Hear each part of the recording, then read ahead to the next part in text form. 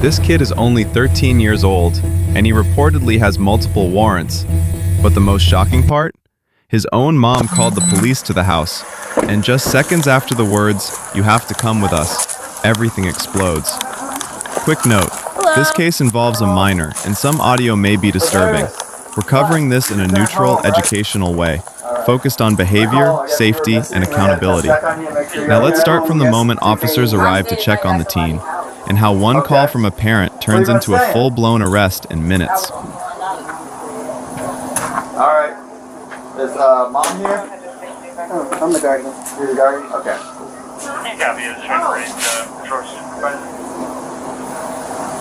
I think they're 26 right now.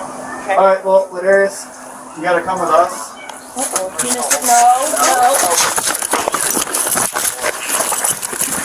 Come on, buddy. That was so unnecessary. And 30 time lapse, 10 minutes. Stop fighting. Stop. Take a breath. You're fine. You're fine. Dispatch, I'll be in front of my computer in a few minutes, and I'll start finding you in a second clear. Any calls that are holding for like an hour or more, if we can refer them to our online reporting, that'd be great. Can you let go? That right one. Stop. 64 Don't come back home. Let me go, bro. Can you give us a brief second? Oh my God. Oh, sorry. I just got a double welcome. Get off me, bro. Get off me.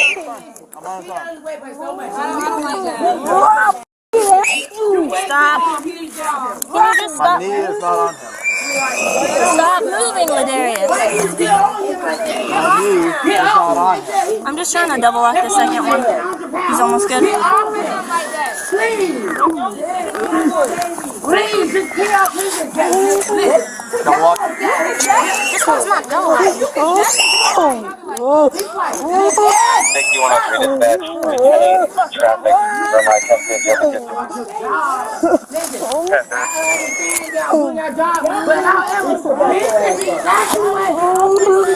Jesus, Mary, Joseph.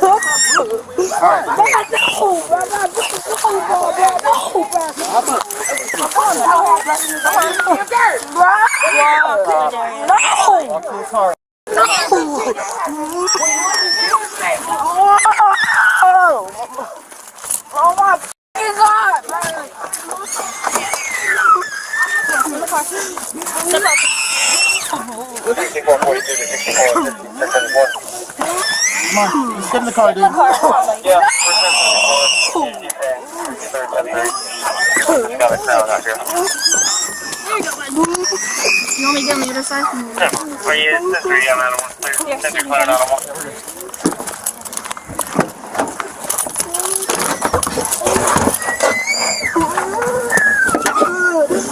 6140 is out on 31st. Network 6540.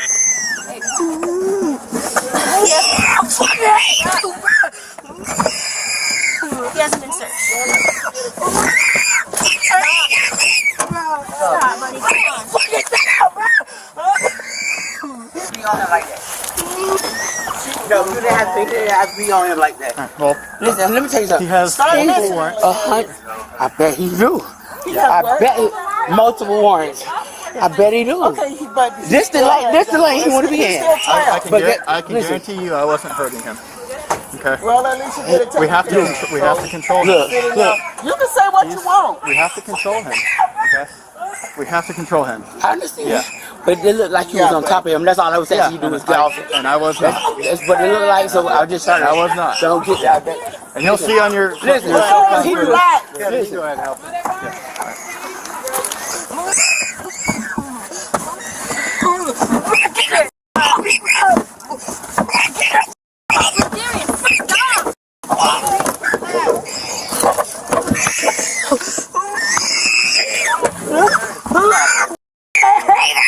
Stop. Hey. Relax. Stop. Just relax.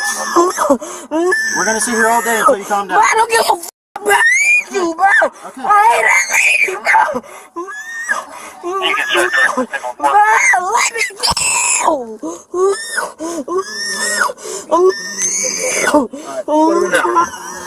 I'm just fixing the search.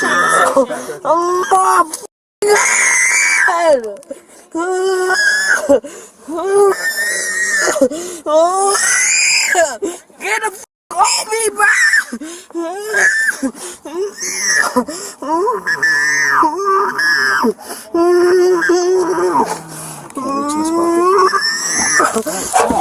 Yes, 605, can you back one back? Copy 22 civil.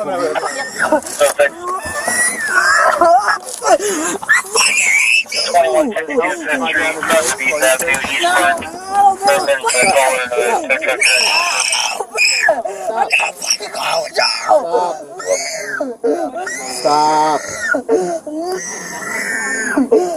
Hey, just stand up. Are you gonna scream all day, or how's this gonna work?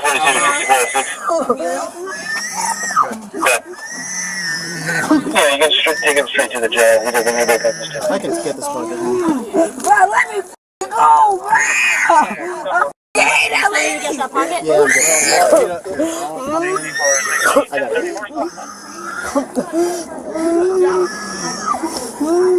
You need help, Will? We are.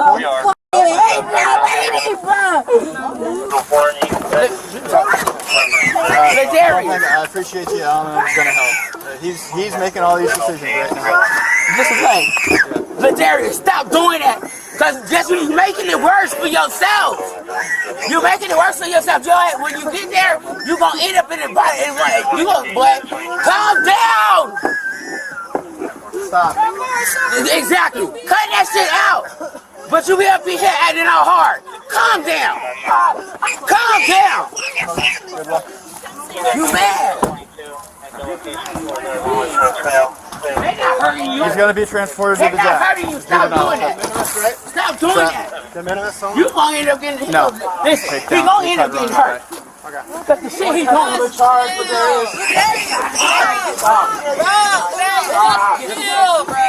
Just chill. I'm gonna get him out of here. Yeah, that's it. You going? Ring link over. Directions down tunnel. Yeah, I don't have car insurance. If you're 10 to go, here's the timeline. About 20 minutes now. You can pick up tomorrow, though. But you can get out right tomorrow, though. You can get out right tomorrow, though. So just come on. Bro, just chill. I just not quite We're line with both parties at this point. Just chill. You can be out. You can be out in the next 24 hours. Just calm down. You know you is. You know Auntie's gonna come pick you up, so I don't know why you're doing all that. Calm down. You know Auntie's gonna come get you, bro. Calm down. Advising this is possibly a Don't touch him. Don't touch him. Just close the door. And if he starts acting like that, then just, at this point, then y'all shoot when y'all get out the car. But just don't touch him, because he's gonna freak out and frolic if y'all touch him. He don't like being touched. Let's go wherever you guys want to go.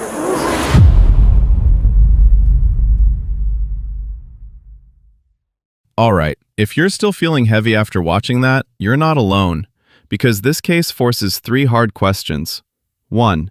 Why would a mother call police on her own 13-year-old son? 2. Is his reaction just a kid being a kid, or the result of problems building for a long time? 3. And the most controversial moment, the takedown. What's actually happening when you look past a single frame? Hold those 3 questions. We'll close them one by one. And by the end, you'll see this. One different decision, just 10 seconds earlier, could have changed everything. Here's the timeline, straight. Officers arrived to check on the teen's safety because he was reported missing/not home since yesterday. He says he stayed at someone else's place, details unclear. Officers then confirmed the key issue, multiple warrants, and he has to go with them. The moment he hears that, he runs and resists, which triggers a takedown and cuffs. Mom reacts because from her angle, it looks like an officer was on top of her son. And the final piece is the debrief. Officers explain and document the use of force. Now, let's close loop number 1. Why does a mother make that call? Nobody wants their home to turn into a police scene, but when a minor is gone, not reachable, and there are warrants involved, some parents end up trapped between bad options. If you hide it and the child keeps disappearing, the safety risk grows. If you try to physically control the situation yourself, the conflict may explode anyway. And if legal warrants already exist, contact with law enforcement is coming, sooner or later, either in a controlled moment or in a worse one. So, neutrally, that call may not be cruelty. Sometimes it's a parent saying, "I can't keep this safe anymore, and I'm scared what happens next." But the heaviest part isn't even the call. The heaviest part is what happens in the next 10 seconds. Loop number 2, the 10-second tipping point. In a lot of Bodycam cases, the words, "You have to come with us," trigger the same fear. I'm about to lose control. Adults might argue, a 13-year-old, especially a kid used to dodging consequences, often does the most instinctive thing: run. And once he runs, everything shifts from talking to scene safety. Officers prioritize two things. Don't let him escape into danger for himself or others. Gain enough control to handcuff, because cuffs stabilize the situation fast. Now loop number 3, the takedown, what people argue about most. Let's be real. From the outside, it can look like someone is being pinned down. And mom's reaction makes sense, because parents don't process policy in that moment. They feel fear. But the body cam also shows resistance, yelling, movement, kicking, and the mention of double locking cuffs, something officers do so cuffs don't tighten or slip while someone fights them. In the debrief, the officer describes controlling the hips and legs to stop him from popping back up and running again. The key point is, you can dislike what you're seeing, you can ask whether softer options existed, but when resistance is active, officers typically increase control. And here's what most people miss. Resisting doesn't just increase force, it can increase legal consequences too. This is the practical takeaway. When warrants exist, there's already a legal process waiting. The video doesn't say what the warrants are for, so I won't speculate, but running and resisting can create real risks. A resisting charge, depending on local law and officer judgment, a higher chance of injury on both sides. And for a juvenile, being labeled non-compliant can influence how the system responds afterward. That's why you hear officers trying to pull him back down, breathing, calming, and even the "you could be out in 24 hours" carrot. Whether or not that timeline is guaranteed, the immediate goal is simple: reduce escalation now. Let's break it down fairly from 3 angles. Mom's perspective. She's caught between 2 fears: fear her child disappears again, and fear her child gets hurt during arrest, so her reaction is human. The teen's perspective. He's 13, emotions on fire. He may feel cornered or betrayed, but the tragic part is, he chooses the option that makes everything worse: flight and resistance. Officer's perspective. Once he runs, they prioritize control, and they also have to document force for accountability. That debrief at the end exists for a reason, so the story isn't decided by one frozen frame. So what's the lesson, if you're a parent watching this or a young person watching this? 5 practical lessons. 1. For parents, don't wait until it's unmanageable. Build a plan. Family, school, counselors, and, if necessary, authorities, aiming for the safest, calmest intervention possible. 2. For young viewers, running doesn't erase consequences, it usually adds consequences. Calm compliance reduces risk. Let guardians and lawyers handle the rest. 3. For everyone, don't judge from one angle. Follow the timeline and the facts. 4. For high-stress moments, the calmer you get, the more options you keep. Slow breathing isn't weakness, it's control. 5. About consequences.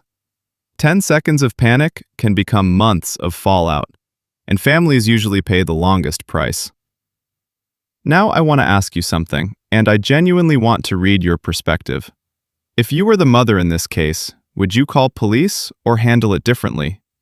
And if you were the teen, at the moment you heard, "Come with us," do you run or do you breathe and cooperate? Drop your take in the comments, respectfully, because this involves a minor. If you found this neutral breakdown helpful, hit like, subscribe, and turn on notifications for the next case. And in the next video, you'll see something even more intense: how one wrong sentence during a simple contact can flip a normal conversation into an arrest instantly. Don't miss it.